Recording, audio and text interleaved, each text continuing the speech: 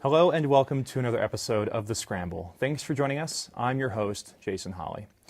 Today we'll be discussing the recent case with Brittany Menard, who is now an advocate and was an advocate for the Death with Dignity movement in Oregon and a few other states that have now come on with this new law. We'll also discuss Kenneth Tate, the former security guard for the CDC, who was fired after a short elevator ride with President Obama. Lastly, we will discuss Uber's invasion in Las Vegas and the controversy that has sparked from its incorporation into the contemporary consumer landscape as far as getting around the valley. As far as looking at our panel, let me introduce some of our guests today. To my right, we have Alex Velto, a political science major and senior here at UNLV. Good to have you with us. To my left, we have James Schaefer, a sophomore and aspiring journalism major, of course, here at UNLV. To my right, we have Rochelle Richards, a senior and also a journalism and media studies major. And to my left, we have Daniel Brady, a sophomore political science major as well. Good to have you all with us, and thank you for being here as well. Sure.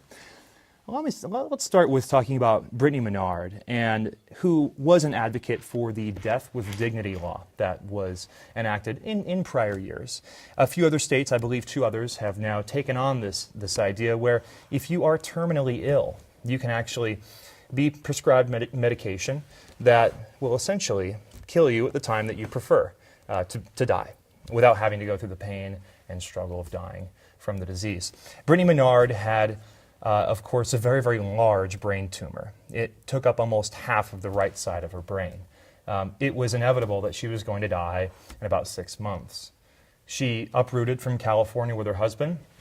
She moved to Oregon into a little yellow house and said, quote, that she could die in her husband's arms with her mother by her side in the house that she liked with some nice music on that she enjoyed. So it is interesting to note that, yes, she was able to choose, but is this morally right? Alex, if we start with you.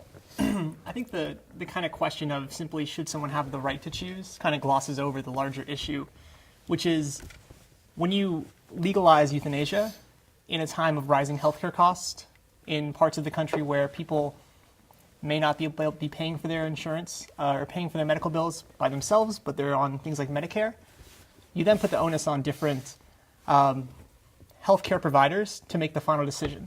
They can coerce individuals to dying sooner than they otherwise would. The people that would be taken advantage of if this were to be spread on a widespread scale are the people who are of low income, who can't afford their own health insurance. The people who can pay to survive are the ones who will survive. So I think that while it's a good example of Brittany, she may have made the right choice in her context, but on a broader scale, I disagree with the concept of physician-assisted suicide as a right because of the way it can be manipulated by the market. So you're saying that there potentially could be this disproportionate group of people, disadvantaged, low income, low socioeconomic status people who will be impacted by this if it is widespread. That is, now I don't think you said if they're terminally ill, but if they're in a particular condition... The definition of terminally ill is interesting because who sets those standards? Are those standards laid out very clearly in the bill? Are they up to a doctor's interpretation? Let's say you have stage 1 cancer. It can be cured with chemotherapy. You can't afford the treatment, so they flip to the insurance company. Is there a likely scenario at which a healthcare provider makes the decision they'd rather cut costs, not expend a certain amount of money because they want to save?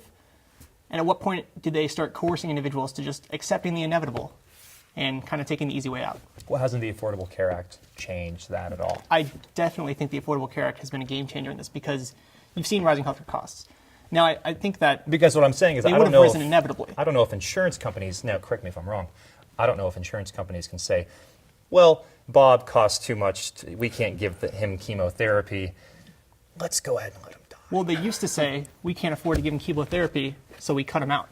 Affordable Care Act now says, can't exempt people for pre-existing conditions, right. Can't kick people off of their insurance. So I think that magnifies the likelihood that PAS is used in a negative way. Okay.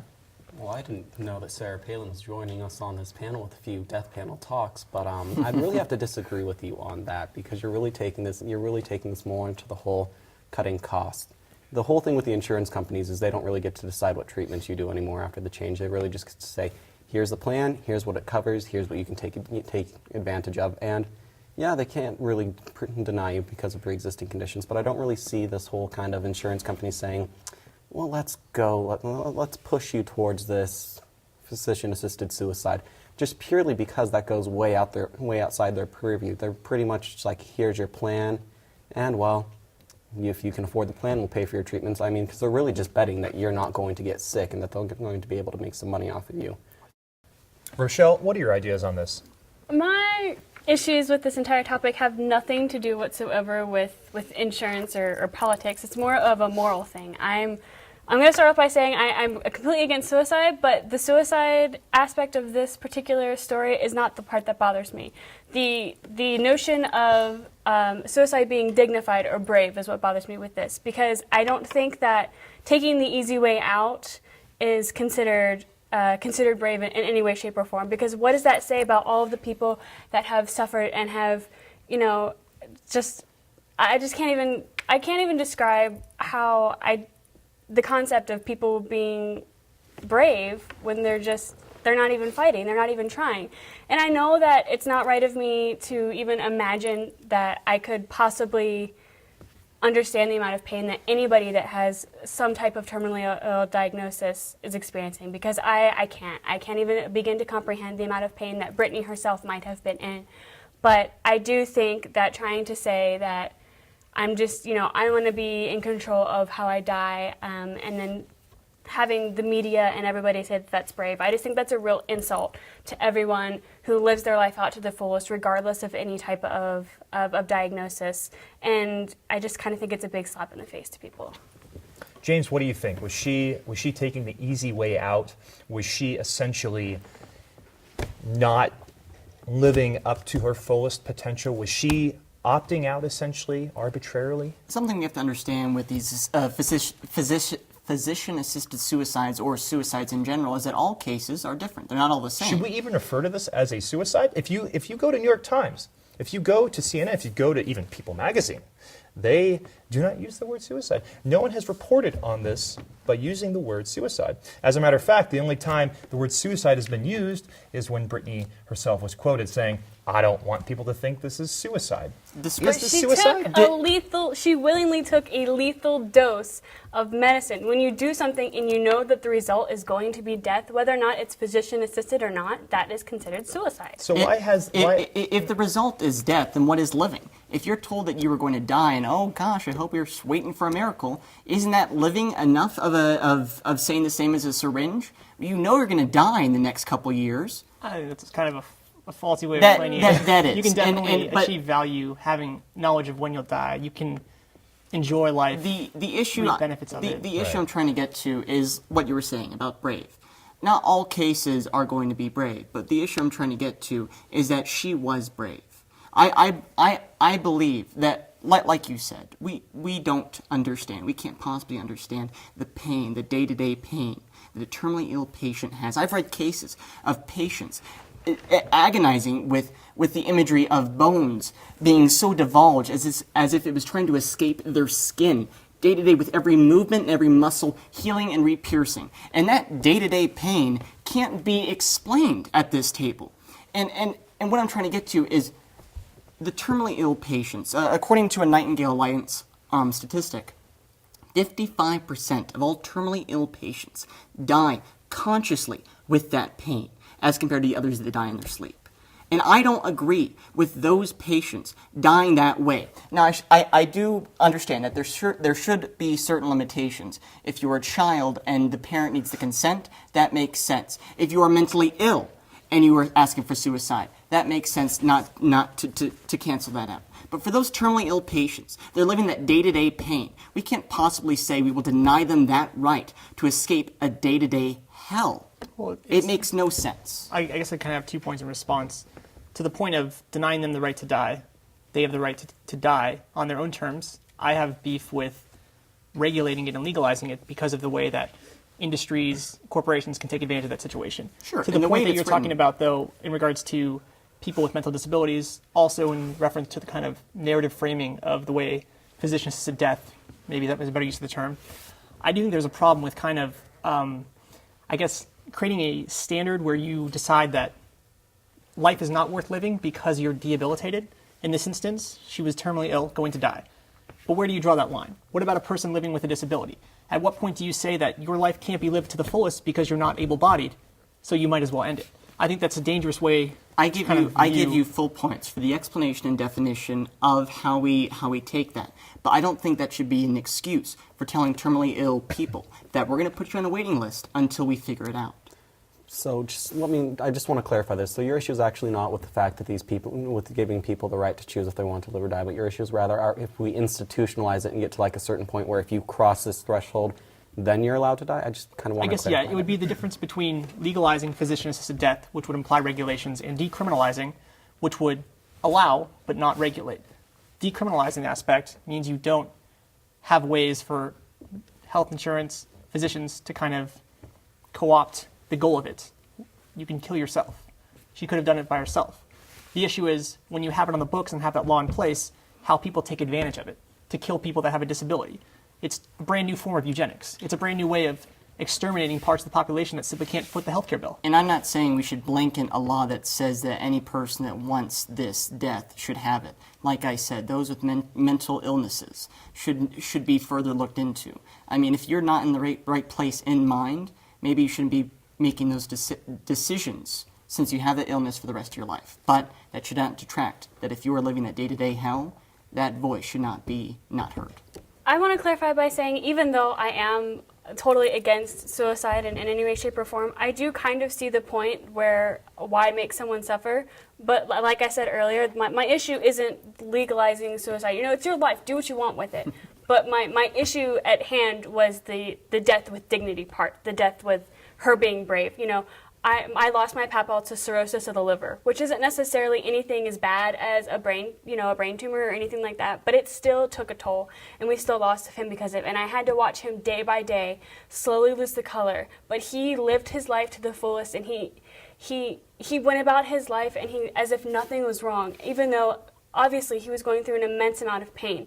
And I think that going through that and toughening it out until the very end and spending every possible minute you can with your family and your loved ones and your friends is so much more admirable and so much more brave than just saying, I'm going to take the easy way out. And the fact that she did it, 2 days after her husband's birthday, happy birthday, honey. Well, I just don't understand how anybody can see that is brave and dignified, because that is not how I would want to go out. Your position, James, final word on it. Your position is such a tragedy. And I feel for you, but I don't understand the pain that you have. But what I need to get to across is that not all cases are the same. Your case may be different, but hers is different than yours. It's very tragic, but I believe that not everything is the same. Not all cases should be treated the same. Well, when it comes to morality, things are going to be divergent, of course. I mean, we're always going to be on one end of the other of the spectrum. But good topic for discussion. And at this moment, we do have to take a short break. But please stay with us, and we will be back in just a moment. I realized at that moment, these people really needed us. And I was going to make a difference, right here in my community. Be there for your community at NationalGuard.com. Help support the Breast Cancer Patient Education Act, a bill that will help make sure women facing a mastectomy are told all their options about breast reconstruction. Visit brawdayusa.org for more information. Thank you for staying with us, and welcome back. Our second topic today, we're talking about Kenneth Tate, who was now a former security guard for the Center for Disease Control, the CDC. A few weeks ago, when President Obama was visiting the CDC, Kenneth was asked to ride in the same elevator with President Obama. He was asked directly by his bosses to be with the president at that time. Of course, he obeyed orders. Following President Obama's visit to the CDC, and keep in mind, this was during the point when President Obama was looking at the issues with Ebola. But when the president left, Kenneth attempted to get as close as he could to the president's limousine to take a photo on his camera phone. Right? Secret Service became a little bit outraged. He was a little too close, apparently, to the president's limousine. Secret Service subsequently told Kenneth's bosses or superiors, essentially. Kenneth was then fired, and the Secret Service then conducted an investigation into what exactly was going on with this individual who was too close to the limousine. Secret Service eventually found that Kenneth had a gun on him. It was issued by the CDC that morning. He attained the gun just like he did on any other morning. But they found that was actually a breach of security.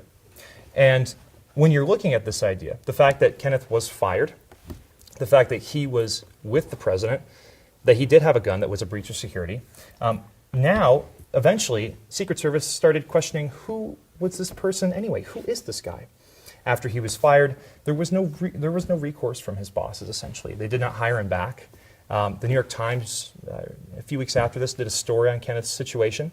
And when you look at this idea of breaches in security with the Secret Service and the gentleman who broke into the White House with a knife and got in, this might raise some questions about the basic services that the Secret Service is supposed to provide for the president. So, my question to you, was this an ethical instance that in which Kenneth Tate was fired? Should he have been fired? All right? And what does this say about the Secret Service at large? Alex, can we start with you? I mean, I guess the first kind of initial question, I'd be curious if anybody knows about this. How clearly were these restrictions conveyed to the security? Was it made very clear that you're not to have a gun within X amount of feet of the president when he was told by his boss that he should be around him? I think that if that question was never, or that answer was not conveyed to him in an effective manner, it shouldn't be held responsible. Kind of the background of him, a little bit of reading I've done, he was from Chicago. He was trying to take a picture to show his family, make them proud in a way. I think that it's not great to fire someone because they make a mistake if they were never fully aware of the mistake that they were actually making. And by the way, we should note that Kenneth was charged with a misdemeanor when he was 18 years old, I believe 18 or 19 years old, something small. And he was never convicted of it, just charged, okay? And some media outlets have now called him a criminal. And there's been a number of different points of conjecture along this journey. What do you think? I just want to jump in on that to answer your question. From what Kenneth has said, and nobody from the government, the Secret Service is still doing an internal investigation, so they have no official statement on this. But as far as he was concerned, he said he was never told he couldn't have a gun. Showed up, checked in, they gave him his gun, they told him, oh, by this way, you're going to be operating the elevator with the president and you're attaching it. So we had no clue he wasn't supposed to have a gun. And to answer your first part of your first question is, absolutely no, he should not have been fired. I mean, this was the fault of the Secret Service and his superiors. I mean, imagine just doing your job, showing up, doing everything your boss tells you, and then boss calls you and it's like, hey, by the way, you're fired. But you know, you gotta feel bad for this guy. I mean, he had senators and newspapers calling him a felon, even though he'd been charged with a misdemeanor and never convicted. I mean, he was just doing his job, he got fired. Honestly, this poor man just got caught up in the wave that was going around the Secret Service at the time. I mean, they've had the various bad presses about what happened when they were in Colombia and when they were sending advance parties to different states for the president. All those bad situations. Then you had guys getting over the fence. Not only did you have guys getting over the fence, you had them getting into the White House right after the president had left. All this poor man was guilty of is really just being in the wrong place at the wrong time, because somebody had to get the blame for that. I mean, when you look at how the media portrayed it, a felon had a gun, was working an elevator with the president. How could the Secret Service let that happen? The poor man was going to get the axe because everyone was trying to cover themselves because the Secret Service has done a terrible job in these last few years. What about Kenneth's son, who also worked at the CDC? After Kenneth was fired, okay, a couple of weeks after he was fired, his son was fired for an unrelated reason, because they were downsizing. Is this a racial issue? Is there an issue of race, perhaps? James, what do you think? I think he's a red herring, just like Daniel said. The Secret Service can't afford another gaffe for them to be mocked for.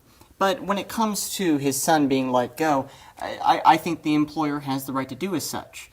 We don't know what's happening behind those doors. We don't know Tate's career performance standard as a whole beforehand. Whatever the employer has done, I believe he has the right to do. But I think the performance of when you fire someone, it should be a reflection of if their job performance was a reflection ethically, abidingly, and correctly according to their employer. And then that third, he did not operate according to success, or he did not operate correctly according to his employer. He was not good representation of his employer. And I'm playing devil's advocate a bit here. I think the employer had the right to fire. I don't know what's going behind the doors of the CDC, and I don't think that we should be making guesses as to if it's a racial issue.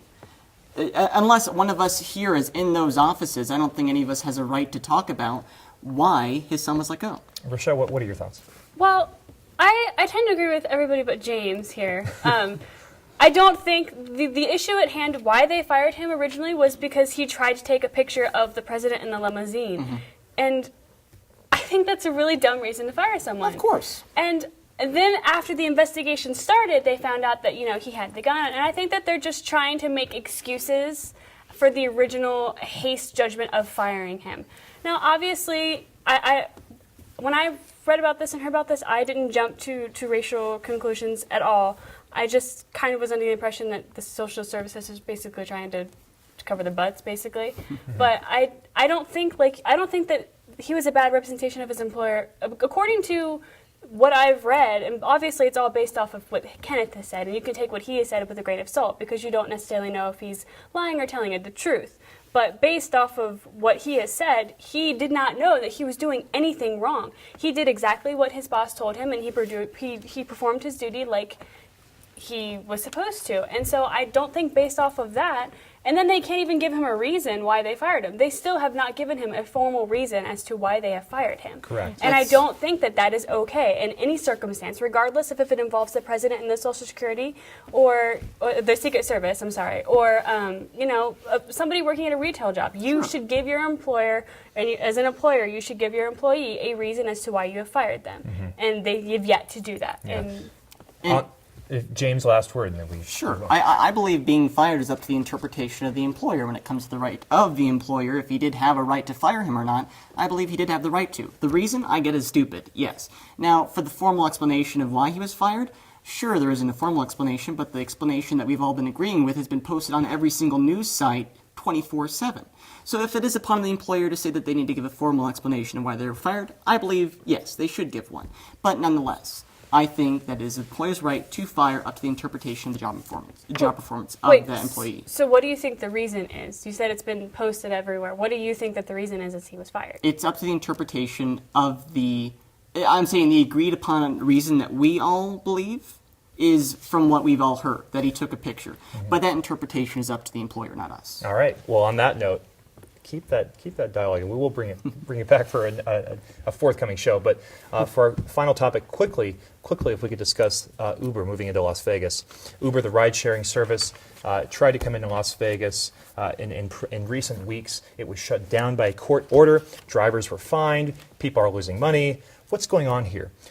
Is Uber? Really, Las Vegas will be the last one to have Uber. What do you guys think? Are we late to the game here? Is Uber not relevant? Rochelle, what are your ideas? I do not, for the life of me, understand the purpose of Uber.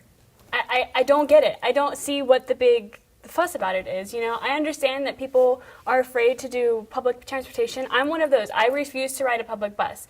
But I also have a car and the luxury of, getting in and driving wherever I need to go.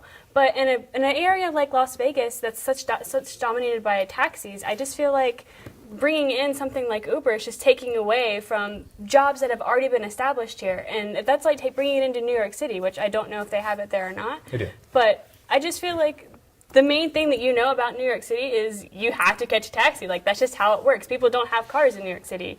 And so I feel like, I don't know. I Alex, just don't what are your understand the purpose of it. Anytime you increase more competitors in the market, you have a better product. The problem with the way the taxi cabs operate is you have one taxi cab authority regulating, setting standard prices for everyone. You have no incentive or no reason or no way for anyone to lower their prices, to create a better product, to have nicer vehicles, because they're not competing with anyone. That's where I see Uber coming in. Uber typically caters to a higher end type clientele, which I believe is necessary in order to have taxis become better and more effective. It's tough to get a taxi just on the side of the road. You have to have an actual physical location when you call. In Las Vegas. So I can see benefits in a less regulated market at which you have the ability to get picked up in a Mercedes. Daniel? And just kind of to pick off on that, or pick up from there, Uber's an interesting case because I have a hard time that I would trust to just get into someone's car because I brought that up. However, I completely agree with the idea of bringing in competition. I mean, the issue with taxis in Vegas is unlike New York where you can hail them from the side of the street or you can get them to come to you. There are set locations. You can go from hotels and you can generally go from the airport and even then from some events or from your house, but you can't just really call them for a need of convenience. It's not really convenient, and there's, again, no competition. Whenever you have a lack of competition, as Alex was saying, you tend to have more of a degradation of the services because they're like, you have to deal with us as opposed to, oh, well, I don't like you, I can call some competition.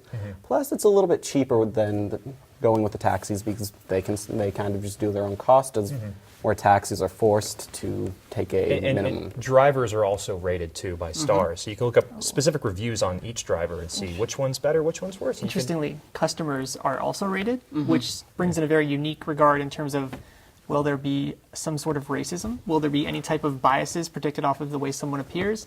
If you get rated low, you're not going to get picked up again. So that could also be a negative. Sounds like many a dissertation in that topic. James, last words in a few seconds. What can The you say? only people that want Uber in Las Vegas is Uber. This is not for locals. No locals want this here because locals know to stay away from the Strip. I want someone to give me an James, example. I'm a local. I want it here. I want someone to give me an example of a larger suburbia that wants Uber.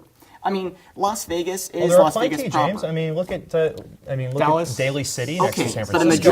a majority of the locals live where? Henderson, Summerlin, and suburbias. You're not going to see Uber being put to the feet of suburban residents. This is for Las Vegas, and I see there is going to be no local support because they're not catering to Nevadan or to Henderson locals. All right, on that word, unfortunately, we are out of time, unfortunately. I wish we can go on, but we can't. But that's all the time we have for today. Share your opinions and any ideas or topics you'd like us to scramble about to the scramble.unlv@gmail.com. You can also catch full episodes of The Scramble at UNLV-TV. For all of us here at The Scramble, thanks again for joining us, and we hope to see you next time.